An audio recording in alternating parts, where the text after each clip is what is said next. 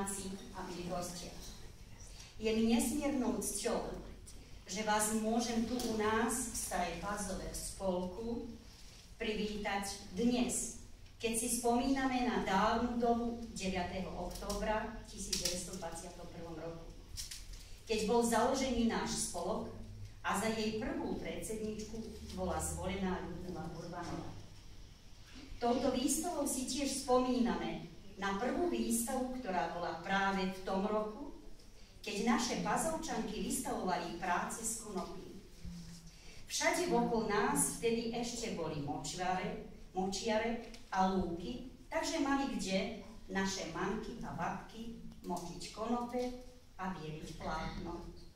Vieme, že základnou vlastnosťou konopí je priadnosť a z konopných nití sa vyrábali najrozličnejšie druhy tkaní a je prísť po plátno bol veľmi veľké a dlhé obdobie, ktoré vyžadovalo ťažkú a únavnú prácu.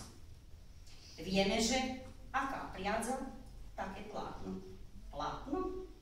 Plátno po lúkach prestierali, aby ich slnko vybielilo a usilovné ruky vedrami konopné plátno kropili. Kedy sa hovorilo, plátno je vždy hotový peniaz.